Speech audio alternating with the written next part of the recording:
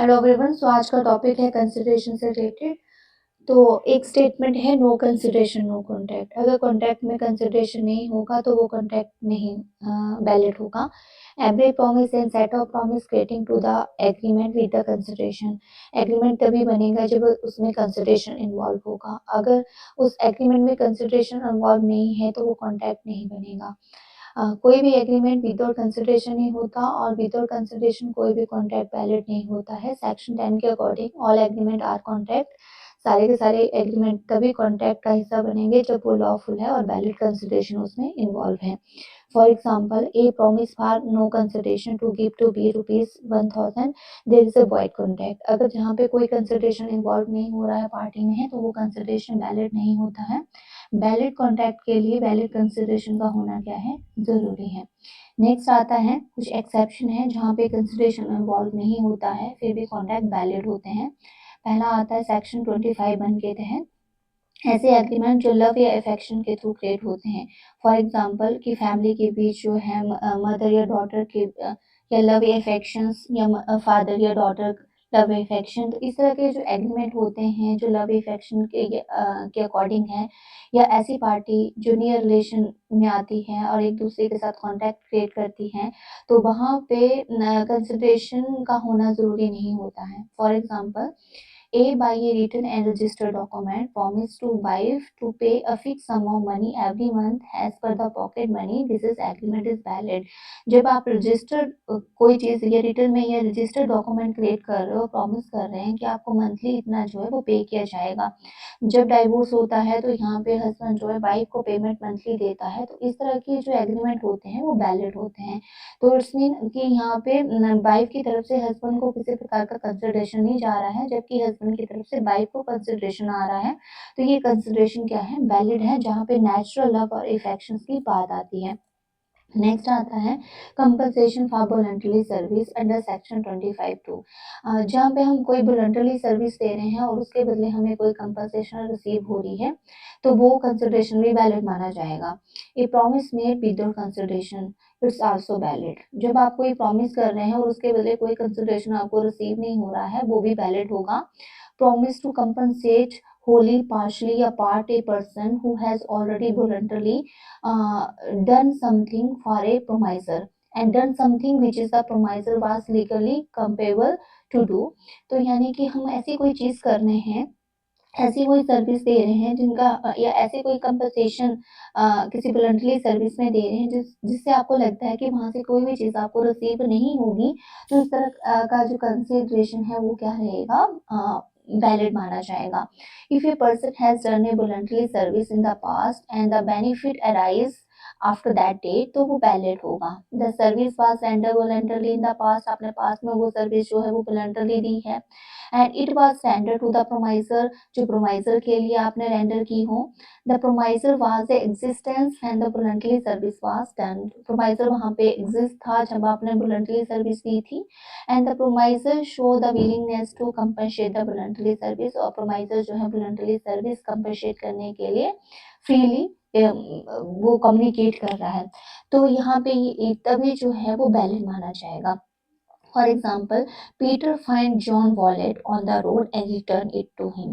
Peter ने John का wallet जो है वो रोड पे उसको मिला और वापस कर दिया। जॉन इज हैप्पी, जॉन बहुत खुश था एंड उसने प्रॉमिस किया कि वो उसको 2000 देगा। In this case the no consideration no contract rule does not apply, है ना।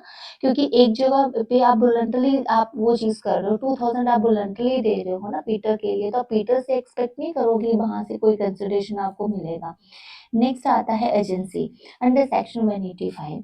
ए contract where agent is appointed without consideration is valid. आप कोई एजेंट अपॉइंट कर रहे हैं तो वहां पे कंसिडरेशन क्या होगा, वैलिड होगा।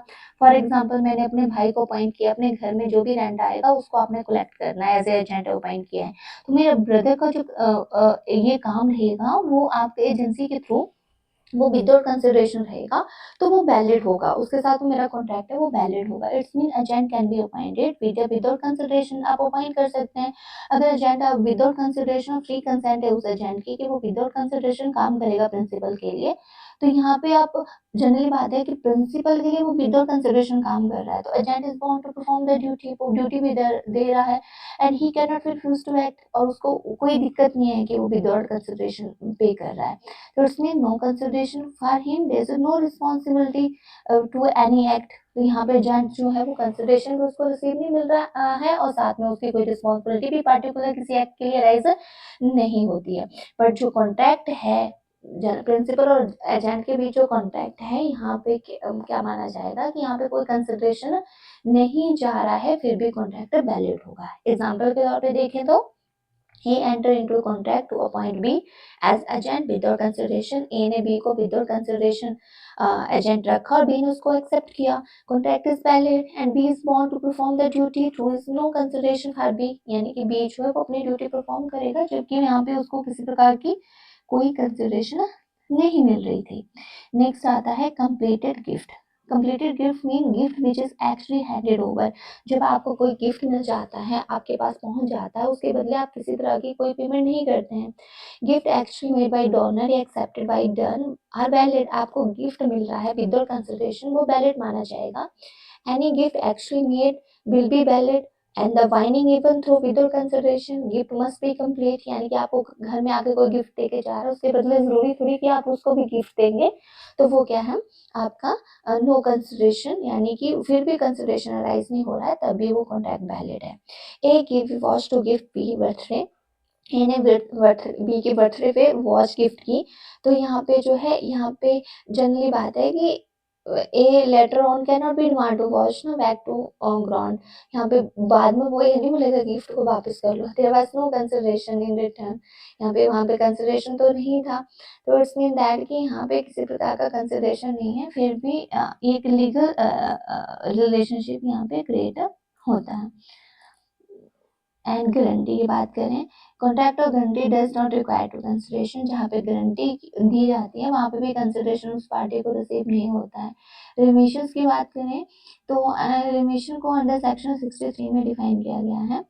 And the promise of contract में enter into contract to remit the performance the contract party whole which has been already made without receiving consideration is valid enforceable by law। अगर आप कोई चीज आप कर रहे हो और यू रिमिटेड दैट रिमिशन के आधार पे, तो वहाँ पे भी कोई कंसिडरेशन नहीं है, फिर भी कॉन्ट्रैक्ट वैलिड है।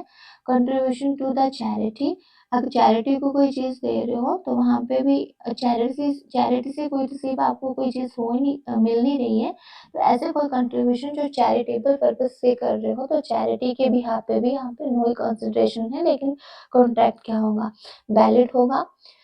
नेक्स्ट आता है आपका the difference between stranger to consideration and the stranger to contract. हमने प्रीवियस लेक्चर में भी किया है, अगेन आई रिपीटेड दैट कि स्ट्रेंजर टू कंसिडरेशन क्या होता है कि जो प्रोमाइसी है उससे कंसिडरेशन रिसीव नहीं हो रहा है, प्रोमाइसी के अलावा जो थर्ड व्यक्ति है वो कंसिडरेशन दे रहा है। फॉर एग्जांपल ए ने बी को गाड़ी दी, सेल की, यहाँ पे जो पेमेंट है वो बी ना करके सी कर रहा है, तो वो स्ट्रेंजर टू कंसिडरेशन होगा और स्ट्रेंजर टू कंसिडरेशन जो है वो कॉन्ट्रैक्ट का हिस्सा बन सकता है।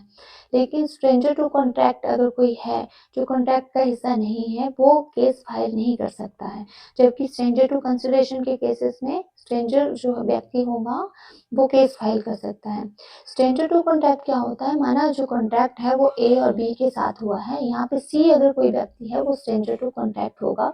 For example A agree to B to give 500 to C, यहाँ पे ए और बी के बीच ये डिसाइड हुआ कि वो सी को पेमेंट करेगा, तो यहाँ पे सी जो है वो स्ट्रेंजर टू कॉन्ट्रैक्ट है, क्योंकि एग्रीमेंट ए और बी के बीच हुआ है। उसी तरह स्ट्रेंजर टू कंसिडरेशन में चेन्नई वर्सेस रमैया केस है, जो हमने प्रीवियस लेक्चर में डिस्कस किया है।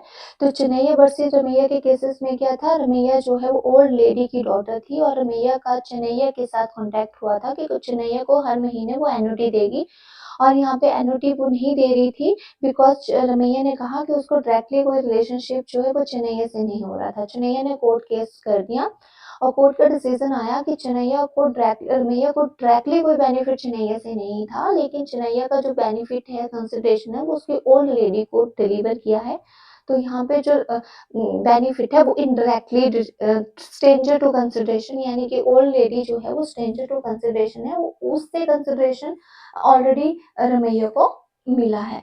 तो ये केस था आपका स्ट्रेंजर टू कंसिडरेशन का। नेक्स्ट आता है कि स्ट्रेंजर टू कॉन्ट्रैक्ट और स्ट्रेंजर टू कंसिडरेशन में क्या डिफरेंस होता है।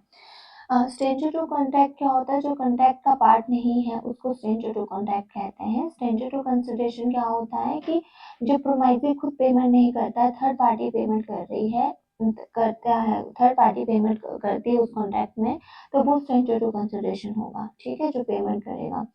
स्ट्रेंजर टू कॉन्ट्रैक्ट में इन्फोर्सेबिलिटी क्या होती है कि जो स्ट्रेंजर टू कॉन्ट्रैक्ट की पार्टी है वो केस नहीं कर सकती है, उसको प्रिविटी ऑफ कॉन्ट्रैक्ट के अधिकार प्राप्त नहीं है। ओके, प्रिविटी ऑफ कॉन्ट्रैक्ट के अधिक निजता का जो अधिकार है वो सिर्फ उन्हीं लोगों को प्राप्त होता है, राइट और लायबिलिटीज जो कॉन्ट्रैक्ट का हिस्सा होते हैं। माना ए और बी कॉन्ट्रैक्ट का हिस्सा है तो ए बी को ही राइट और लायबिलिटीज मिलेगी, सी के लिए कोई भी लायबिलिटी या राइट्स अराइज नहीं होंगे। जबकि स्ट्रेंजर टू कंसिडरेशन में क्या होता है कि stranger to consideration case file कर सकता है अपने बेनिफिट के लिए। सो ये है, नेक्स्ट आपका लेक्चर इसी कंसिडरेशन से रिलेटेड रहेगा। Thank you.